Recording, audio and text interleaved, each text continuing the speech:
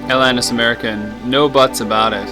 Our segment commemorating the 50th anniversary of the U.S. Department of Agriculture Secretary Butz, B-U-T-Z, in the lawsuit that originated from the American Public Health Association, was seen by the United States Court of Appeals in the District of Columbia. This case, again, coming up on the 50th year anniversary, less than 6 months, is such an important case because it pitted this idea where the regulator said that he didn't have to eradicate the disease of salmonella because salmonella was not an adulterant. And this went against the tradition of Louis Pasteur, of Edward Jenner, of Jonas Salk, who, medical scientists have leaned over and eradicated disease, through the modern period. And yet, our disease eradication pace started slowing in 1974, largely due to the Secretary Butz failing to regulate a food contaminant, which was salmonella, which the U.S. Department of Agriculture discovered salmonella. It's named after a veterinary surgeon, the old Hippocratic tradition, who is Dr. Salmon, for real. And that particular shortfall, where the USDA simultaneously discovered and then failed to regulate the eradication of salmonella, is where we are today. We have so many food-based contaminants and other diseases that we haven't eradicated in decades. And for 50 years, people are scratching their head, why is life expectancy decreasing? Why do we have an obesity epidemic? Why do we have a metabolic disease epidemic? And it traces back largely to, the Nixon administration, Secretary Butz, who simultaneously wove his hand at farmers and said, get big or get out. And it was like, well, how does that make sense? And then, literally in the same term, it tells the American Public Health Association, which is, again, such a blessed, organization, told them, he's not going to regulate an adulterant like salmonella. It's like, adulterant? It's not an adulterant. It's a microbe that is in almost every kitchen in America, where, because Butz performed so poorly, he said, basically, buyer beware. Every American would have to have a microscope in their kitchen to confirm if there's any salmonella in their house. I mean, literally, it's a microbe. It's not viewable. It's not visible. It's microscopic. And so it's so important that we commemorate in meaningful ways. And one of those ways is looking at two medical specialty categories that should be recognized, because medical diseases are organized more or less along the neurosystems of our biology, and should be. Now, today, and that's by natural law, they should be. Today, our medical specialties are organized more around the facilities where the physician practices.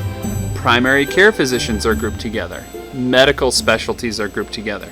Surgical specialties are grouped together. Hospital-based specialties are grouped together. Not because those are things that will cure illness, not because those are things that will eradicate disease, but through traditional law. And so one of the things that's so important is to look at the new ways by natural law that we ought to organize our medical specialties in the desire to eradicate disease. For those of you that are philanthropists out there, we'd love to help take your money and put it towards building of medical schools, residencies, hospitals, physician groups that eradicate disease again. And I'll tell you exactly why. We have a lack of a medical school training program for the old-time Guic medical specialties. Guic is the ancient Jagvedic term of horse shepherds, which means to pour. You can imagine Pharaoh Yuya, who is a pharaoh of Egypt 3,700 years ago, that those of you that read Old Testament might be aware of his other names, where he's known as John the Baptist, where he's known as John the Evangelist, where he's known of John of Patmos, who wrote Revelations. John the Baptist was a Jagvedic person. He was a horse shepherd who rose from being a shepherd in the valleys of what's ancient Lithuanian linguistically. That's what Jagdpedic people are. They're the horse shepherds, west of the Urals. He rose from a humble horse shepherd background to be Pharaoh of Egypt, where he was. The provenance of this is exceptional. His tomb was found in the Valley of Kings in Egypt, and you look at him, as a phenotype, and you'd say, he looks Lithuanian. For Americans, you'd say he looks like he's from Minnesota. He's a horse shepherd in an Egyptian tomb. His tomb describes him as master of the horse, the king's lieutenant, and also as the second prophet of Amun. The second prophet of Amun means that he was a prophet of ammonia, which is in the ancient world. There was naturally occurring ammonia. Ammonia was incredibly useful in the Guic medical scientist, G-H-E-U-I-C, to pour, Guic medical science that healed people. And it's basically the science of cleaning residences, commercial kitchens, and industrial areas.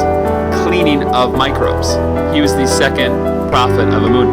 That medical specialty hardly even exists. And it's so important because there's a whole group of medical specialties that would be grouped in Guic medical specialties where it's too poor, which comes down to as we're going through COVID, and you look at other foodborne illnesses such as salmonella, as E. coli, as canidia. These are things, disease we should have eradicated a long time ago. And why haven't we? Partially, it traces back to the Butz decision during the Nixon administration to not pursue salmonella as a disease that needs to be eradicated. Instead, he said, well, we're not going to call it an adulterant. And it's like, well, who cares if it's, no one thinks that the farmer's, hatching a plan to spread salmonella in chicken. That doesn't mean that we shouldn't accredit it. That doesn't mean that we shouldn't do it better. I mean, you look at the whole, the history of law, and some of the most embarrassing decisions end up originating from non-medical scientists, non-physicians. Very few of them are worse than this Butz versus APHA.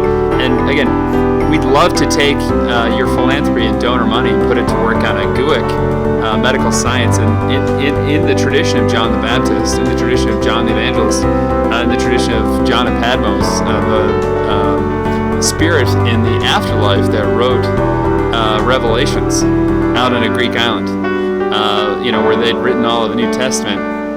And John the Baptist famously was trying to hand the baton off to the next generation from heaven.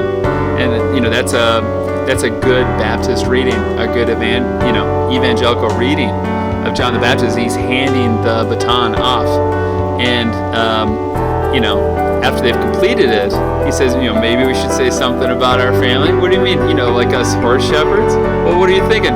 Maybe we could tell people about the four horse the apocalypse, and how about you go off to some island in Greece and tell that story instead? And that's, he was on the Holy Grail, which is so important. Because, there are souls in the afterlife on the Holy Grail. John the Baptist is one of them. He's been there for 3,700 years or so since he passed away as Pharaoh of Egypt, where he was born as a shepherd, as a good shepherd, as a horse shepherd. Which again, he learned medical care on horses. I happen to have been a veterinary surgeon myself, and it's a kind of medical science training for medicine that's going out of fashion needlessly. John the Baptist was not a bad physician. He's an absolutely extraordinary physician. The tradition of good doctors goes back before Jesus. It goes back to John the Baptist, the whole constellation before, which is so important.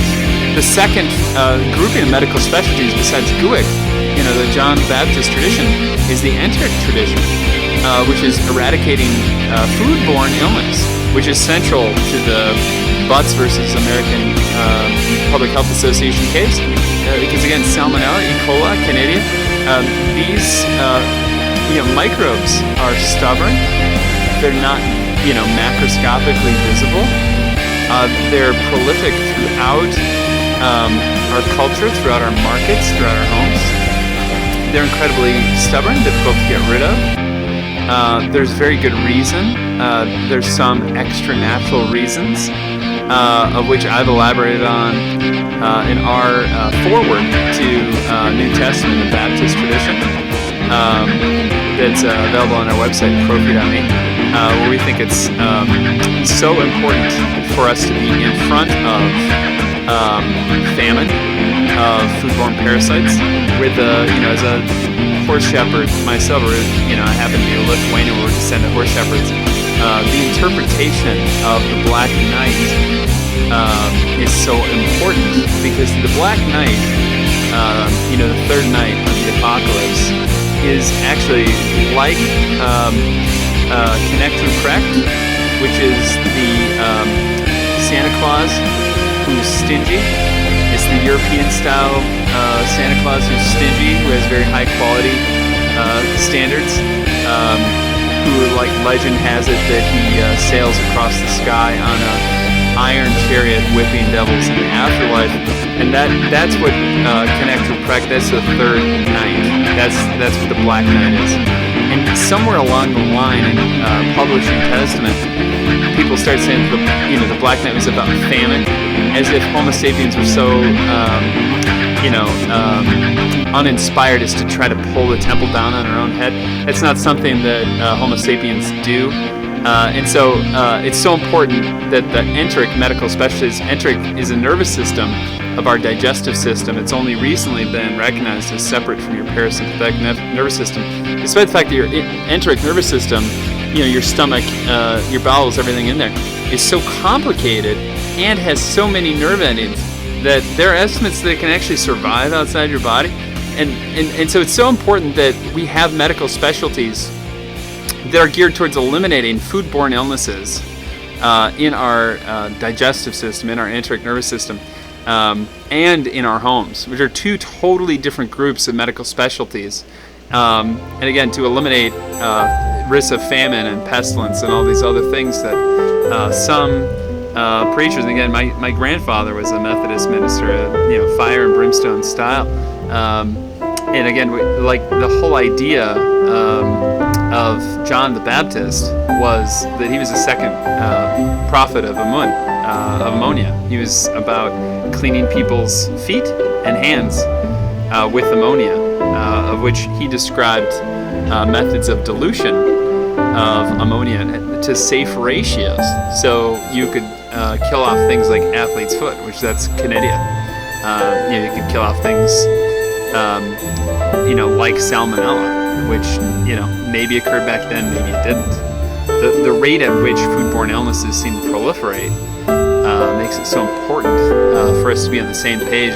No buts about it. We'd love to put your donor money to work on a enteric nervous system medical specialty to try to eradicate foodborne illnesses in any one or more U.S. state. Any U.S. state is at any given time a finite number of days away from eradicating foodborne illnesses. We can absolutely do it. It's an issue that money can solve, partially due to that 1974 decision by Secretary Butz of the U.S. Department of Agriculture to just basically neglect and ignore the issue of salmonella that his own department discovered. And so we're asking you to help, to donate. And again, the GUIC medical specialty, the Baptist medical specialty, is so critical because Homo sapiens don't actually know how to wash or how frequently or when. And that happens to not be meant to be insulting. In the old shepherd tradition, people would learn how to be a doctor by caring for a horse. And by describing how to clean a horse, people learned how to clean themselves. And that happens to be so important as an analogy that the decline in our shepherd tradition has not decreased our need for knights, it's increased it. The horse is actually American. The horse is actually from here. The horse is ours. Not everybody knows that there were hunters that came over the Bering Strait into America and hunted 20 to 30 megafauna to extinction, including the horse. The relatives of that horse, that was the last horse killed by hunters, escaped out into Siberia through the same land bridge and on down the steppes of Europe, crying and wailing at their loss, into the outstretched hand of the first knight, who said, "What did they do to you, girl?" In the ancient singing Jagfetic language of horse shepherds is the language of Yuya. And now the first knight was some 50,000 years ago, but his language we now know is Jagfetic. The closest modern language happens to be Lithuanian, which is it's the slowest, most conservative changing language. Why would that be? It's had 50,000 years of four-horse the apocalypse locking it into place. And that happens to be so important in describing Homo sapiens, because we weren't the most dominant creature on this earth before a couple important moments in history. And the fact that the horse is American, we have horse shepherds that came to America, is so important in understanding our species and understanding ourselves, as it is understanding that Pharaoh Yuya was in New Testament, John the Baptist, John the Evangelist, John of Patmos, and honoring him with a chain of medical schools in the Enteric tradition and the Guic tradition is so important that we ask you to join us at Profi.me in that movement. You're welcome to read our version of Testament, which includes the Geneva version updated with some of the new knowledge about Pharaoh Yuya, about John the Baptist. Same guy. In Jagfetic and Lithuanian, Yuya, Y-U-Y-A, would have been pronounced Hyonis in the singing language, which it's so important because not all observers of Testament look at it scientifically. Not all of them look at how is it that there were three separate guys that had different titles. How is he's on Holy Grail, three different places over that period of time the Testament is being written. You can imagine, if Yuya was an ancestor of yours coming to you in a vision and saying that, he wants you to write down Four Horse the Apocalypse. It's like, no. You can go to Patmos and tell that story, because there's no way that the writer would have been unaware of that particular story. It's such an ancient part of the Homo sapien telling of the world that it traces back to the first night. And again, the fact that Americans that are descendants of that horse shepherd are alive today, and theoretically the cadet line, as in the male descended line of the first knight, is almost certainly in the United States of America, which is incredibly important because those are unbending, unbreaking, unbreakable, unbendable people in the American tradition, the optimistic tradition. And so we look to donors, philanthropists to help us evangelize John the Baptist's work. It's still alive. There's people that said you can't repeat the past. We can have a third prophet of a month. So they say you can't repeat the past. What do you mean you can't? Of course you can.